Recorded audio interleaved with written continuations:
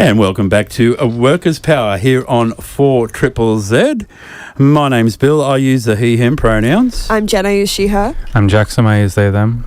And we just heard from Sunny Lou and their track, We've Got the Power. Now, those that have got the power this morning are those lads out on the picket line at the Cross River Rail site. And we're lucky enough to, well, it's even an exclusive.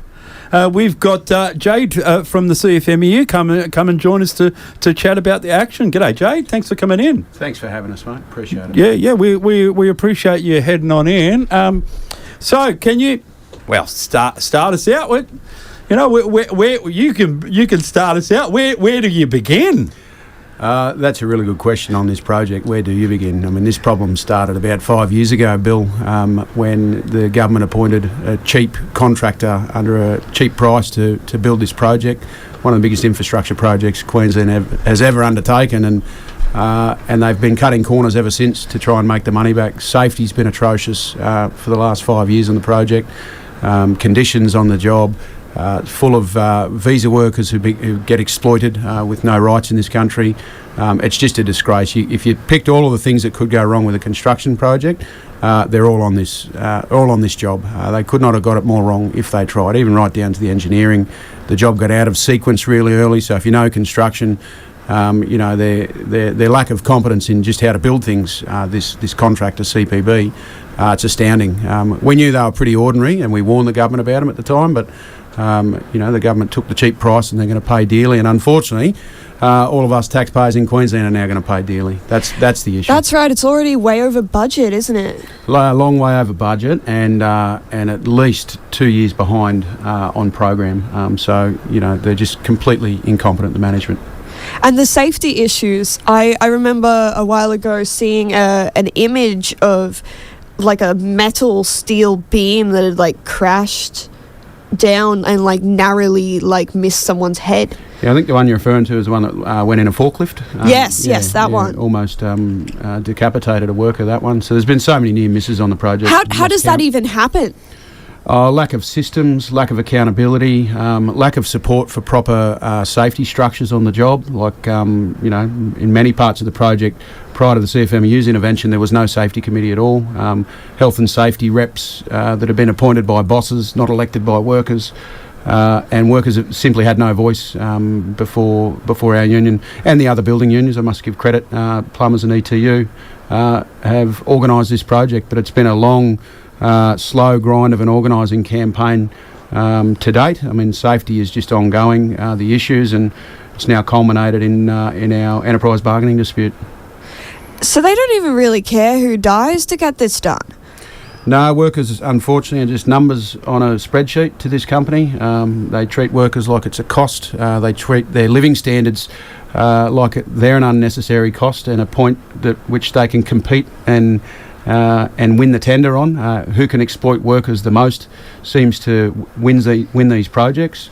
And then it filters right down through the subcontracting chain. The other thing that listeners might not be aware on this job is of the 2,500 workers approximately that are working on the job, only 200 of them work directly for the head contractor. The rest are engaged through subbies. Some of them on award wage. We've caught a traffic control company, for example, paying below award wage on a $7 billion That's infrastructure illegal, project. Right? Yeah, 100% it's illegal. Yeah, wage theft is rife across this project. So these workers, what was it, around 2,000 workers? Yeah, probably somewhere between 2.5 on any given day. So they're leaving to go to work, and there's no even real guarantee that they'll arrive home safely because there are lethal threats that could kill you at this job, and they're not even making their wages are being stolen. Well, if I can use traffic control for an example, which is one of the areas we've found wage theft on the project, people being paid below the minimum wage, below award wage. There's more traffic controllers that have been killed in the construction industry than any other occupation. It is literally the most dangerous, by the facts, occupation that you can, on the last couple of years' numbers and tragic statistics, it's the most dangerous thing you can do in the construction industry. So there's significant risk to their lives out here. Their families don't know if they're going to come home from work. Yeah, that's the unfortunate plight of a construction worker. We get up early in the morning in the dark and we tiptoe around the house and try and not wake our family, and off we go to work, and the only thing that we've got is each other when we rely on each other. And, you know, history tells you that the statistics are pretty clear that union sites are safe sites, so where workers can come together and stick together and elect proper health and safety reps, have a proper voice and proper representation on the job, you're a better chance of going home to your family in the afternoon. And unfortunately on this job, the head contractor has done everything in their power to keep proper union representation off the job. It really isn't that much to ask that there's safety to keep you from dying at your job. Well, not only is it morally and ethically the right thing to do, it's actually what they're required to do by the law. There's so many examples of laws being broken. We're in the hundreds now of safety enforcement notices that have been written by the safety regulator on this job, north of 400. And what's been done? Nothing. Nothing's been done. You know, there's been the only change really has been since the union has had proper delegates and proper health and safety reps elected who've been now standing up to the bosses, and the change has been driven from the ground up. When workers come together and when workers stick together, they look after each other, and the only thing that protects people is people. The safety regulator has gone missing.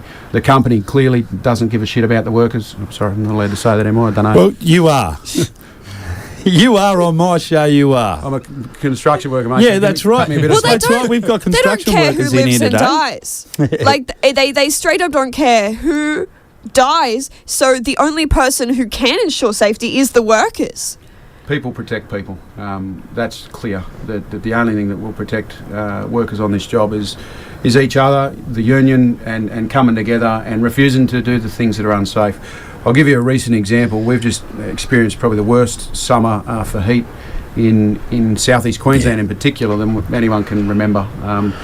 This one project, there's been 32 people go to hospital and go in ambulances off the job this year alone. That's not even including the part of summer that was in 2023. This is 2024. This year, 32 people have gone off the job in ambulances due to heat stress. On the 28th of December, so 3 days back into last year, one bloke went to the morgue. Right, so they killed someone, through their lack of management of the risk of heat stress. They're not doing anything to prevent it. They're not having, because I know that they could be implementing things to prevent heat stress, like breaks and water stations and stuff like that. Oh, there's so much can be done. I mean, one of the arguments that we're having in the context of this enterprise bargaining is for a proper heat stress policy to be implemented in the agreement. They're refusing to do it. They're just belligerent in their attitude.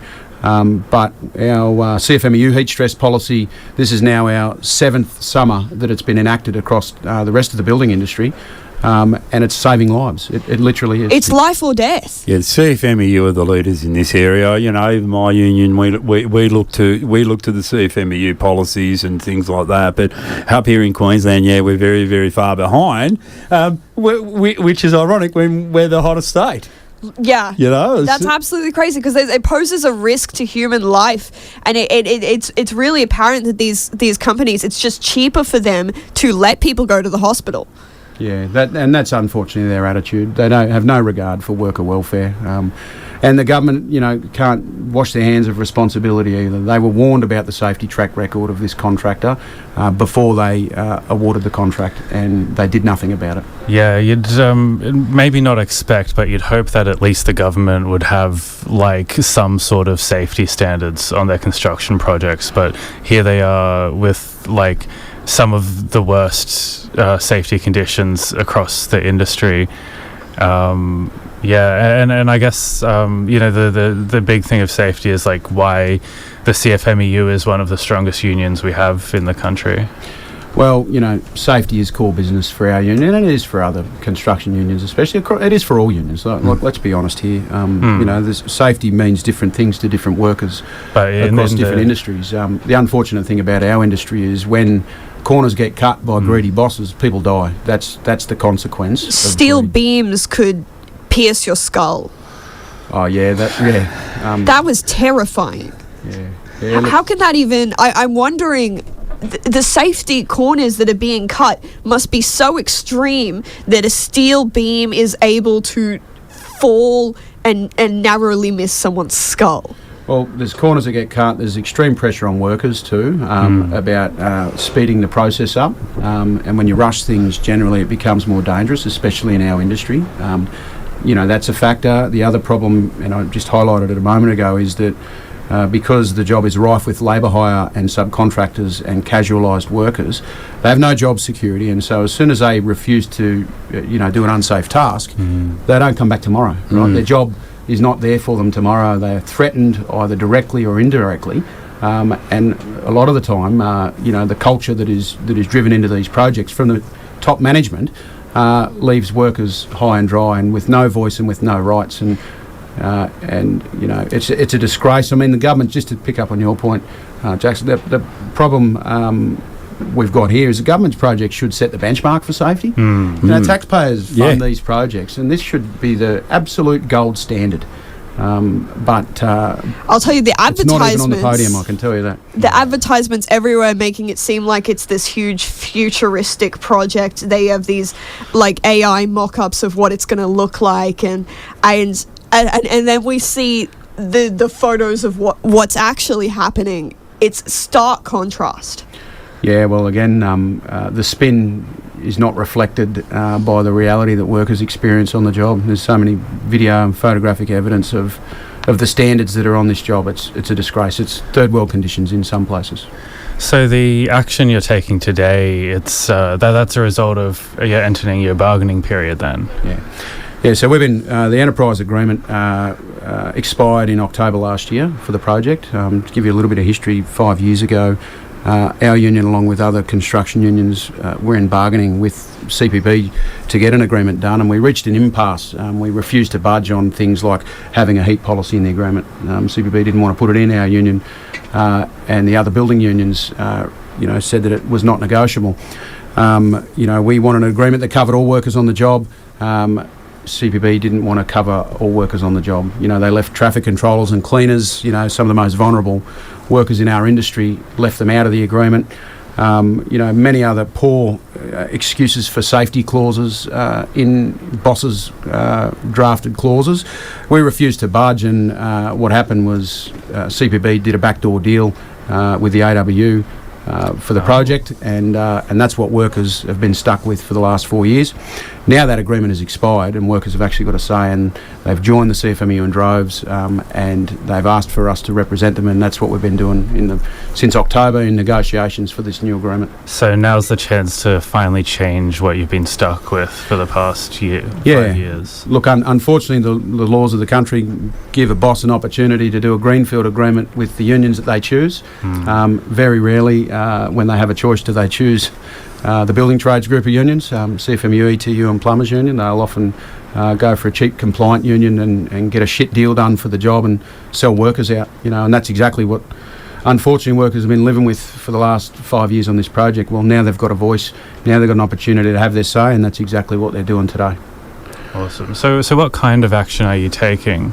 So they're on strike today, and they're on strike now for the rest of the week. They've resolved that they'll strike until we review it at the end of the week. They are pretty angry. They've had enough. CPB did everything in their power to prevent the strike. We've been in and out of the Federal Court, the Fair Work Commission for the last month. They've tried every legal trickery that's available to them, and there's plenty that's available to them. The cards aren't stacked in workers. And just to let you know, look, I would prefer our life to be harder here on Workers' Power, but CPB make putting this show together very, very easy, I'll tell you, because about once a fortnight we get a story from CPB, from the Cross River, don't we? Whether it be safety or something like that coming along. And I spotted those the shenanigans that happened first off in the federal courts, and then they tried it in the Fair Work Commission. Yeah, we reported on that last week. It was actually quite good to report on that, because I had all the information from the commission right in front of me, and it just made them look so stupid. Trying to bring in hearsay was the main thing.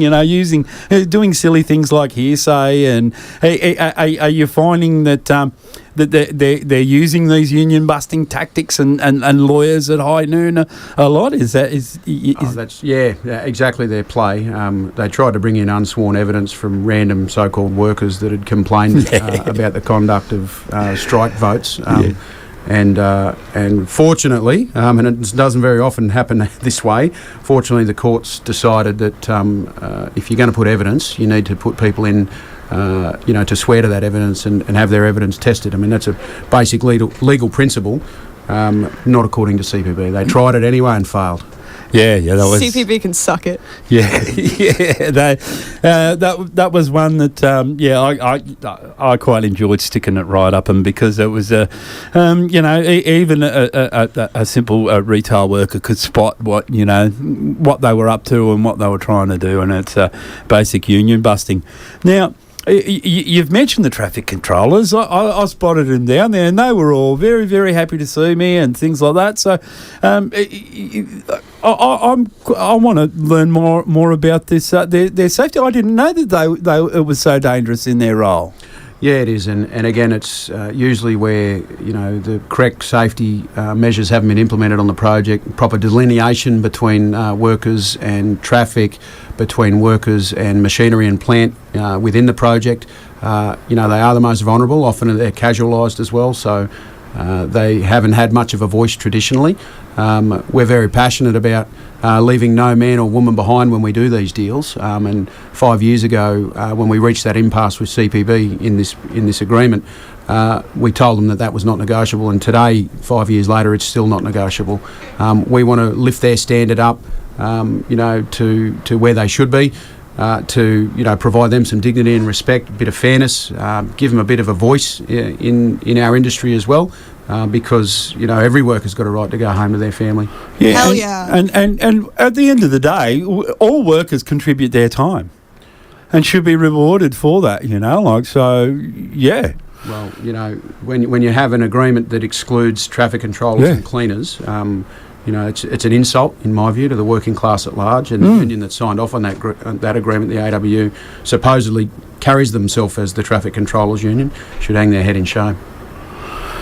Oh, yeah, well, we're no strangers to those. Let's call them the rogue unions, rather than us. We're here at Workers' Power, and from RAFW's perspective, we're no strangers, and I will never ever forget or forgive that when I took Coles to court, that the AWU were on the same side of the bench as Coles. I'll never ever forgive or forget that. So I'm with you 100%. Bill, I could give you 300 examples of exactly that over the years, where they've sided with the bosses and done a dirty deal, both in the courts, outside the courts. Mate, and I wish it was different. I wish unions would show solidarity with each other and stick together, because when we stick together and we fight together, we usually win together. We should not allow ourselves to be divided, and I've been increasingly frustrated about some of the narrative around at the moment about overpaid construction workers and CFMEU tax and all this rubbish that you're hearing from the media. It does nothing to bring people together and lift everybody up. I mean, I'd support any worker that wants to take their boss on. Nurses, teachers, I mean, all workers deserve a pay rise and deserve dignity and respect at work, and our union will support anyone that wants to have a go to achieve that. Shouldn't allow ourselves to be divided by greedy multinationals and right-wing media that seeks to control us by dividing us. That's right. We together we are stronger. So fantastic. Speaking of, now this is a project that, it's happening in the middle of our city, perhaps by people we interact with every day, for a project that will impact the lives of everyone in the city. So how can people support it if there is a way?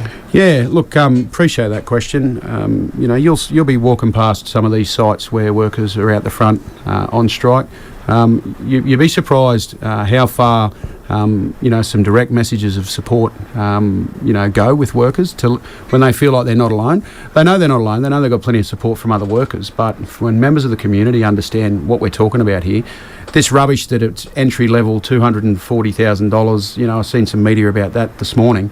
That's just complete bullshit. The money is decent. Yeah, we make no apologies about that, but it's nowhere near what it's claimed to be on the project.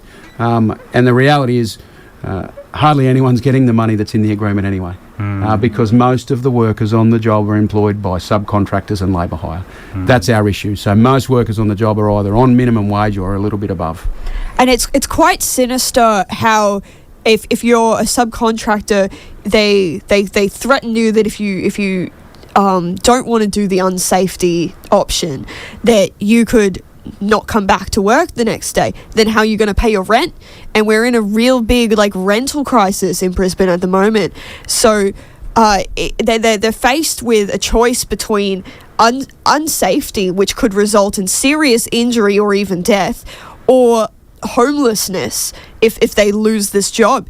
And the Olympics are coming up. They're approaching, and that's going to have a huge problem. We're going to see homelessness continue to rise as short-term rentals turn into Airbnbs towards the Olympics. And obviously, the government really wants this project to be all done before the Olympics come. But it's already so behind, and they're trying to rush it. Do you think it's going to... Is safety going to get even worse towards the Olympics? Oh, there's a chance of that for sure. There's going to be a lot of pressure on our industry in the next few years, and a lot of it is exciting. I mean, the work that's coming is exciting work. Our members take great pride in what we build. We love the built environment, and we love the finished product, and we love being a part of the process. And there's not a construction worker in the industry that doesn't drive past a structure or a building and point out to their family, "I built that." We take great pride in it, and so we're up for the challenge of all of this work that's coming. We think there's better answers than bringing in exploited visa workers. We're happy to welcome anyone from all over the world, and you look on a building site or on a construction site, we literally are the United Nations. There's people from all walks of life, with all kinds of backgrounds, and everybody is welcome in our industry, provided they sign up to our values of looking after each other, standing by your mates, and sticking together. Then there's always a home for you in the construction industry. So, we're a resilient mob. We're a compassionate mob. We've got big hearts in the construction industry as well. Very generous. There wouldn't be a week that goes by without the hat going around for some good cause. Somebody's doing it tough or a different charity. We're constantly, showing examples of generosity, and it really pisses me off to hear some media commentators and other people, constantly degrading construction workers and by extension our union, right? We've got broad shoulders at the CFMEU. We can take the criticism. But what I don't like is when workers be criticised for working, and getting good conditions and having good safety and decent pay for working in one of the most dangerous industries in this country. Our lives are literally on the line when we build these structures that everybody uses. We work in the heat, the mud, the dust, the flies. We don't have job security. I don't know if people know this, but we're all on 8 hours notice in the construction industry. There is no permanent jobs. So tomorrow you could be out of a job? They give you 8 hours notice, and our award says you're down the road. They don't even need to tell you a reason why. So when people hear about this, decent pay packets that we get, they don't understand you might only work 9 months of the year. Yeah, it's pretty easy for somebody, in a different environment to be critical of our conditions and our wages in the construction industry, but I'd ask them to come and spend a day, a week, a month in our boots and then complain about it. They're long-term jobs, but they're not jobs for life. Never job for life. In the construction industry. Yeah, that's a really good point, that. Yeah. And we're fortunate at the moment. There's a lot of work around. You usually can roll on to another project, but typically you have no job security, and you're constantly on the chase for your next gig.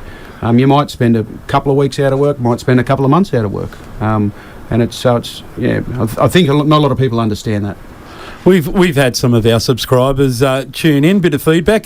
Louise has asked which building site are we discussing. We're talking about the Cross River Rail project. Louise, thanks for your question.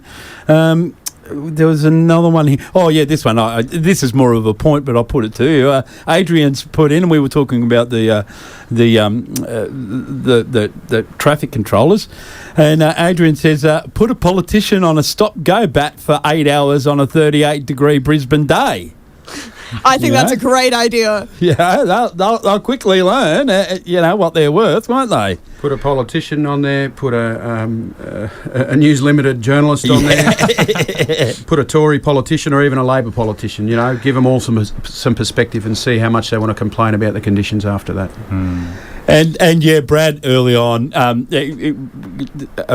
the question, any insight into why they are out? I think that you've covered that pretty good, so thank you for that. But Brad's got another interesting question here for you. What would a change of state government mean for Cross River Rail?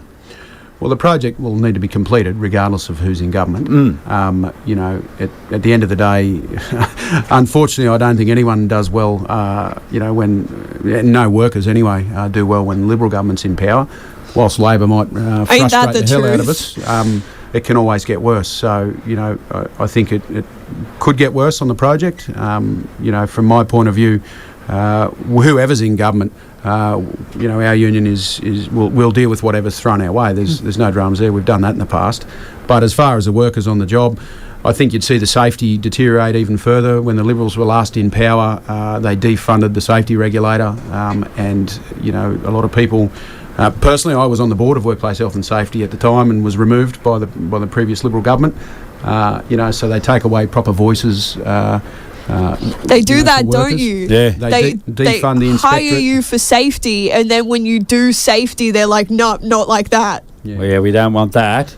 All right, well, look, we've run out of time, but thank you so much for coming on in, and that was a really great interview. Thank you so much, and giving our listeners a great insight into what's going on. Is there anything that you wanted to bring up that we haven't covered? Mate, I just want to say thanks to Triple Z and to you, Bill. I appreciate your support over the years and your solidarity, and from your listeners as well. We know who our friends are, and the friends of the working class will always stick together, and when the working class sticks together and when we fight together, we typically win together. So solidarity to you as well, mate. Yeah, thank you. On that note, we've got a bit of an anthem here that I'm going to try out, and we'll give that a spin on Workers' Power. Thank you to Jade from the CFMEU, and solidarity to all those workers on the Cross River Rail picket lines for the rest of the week. And we'll go to a track here on Workers' Power on 4ZZZ.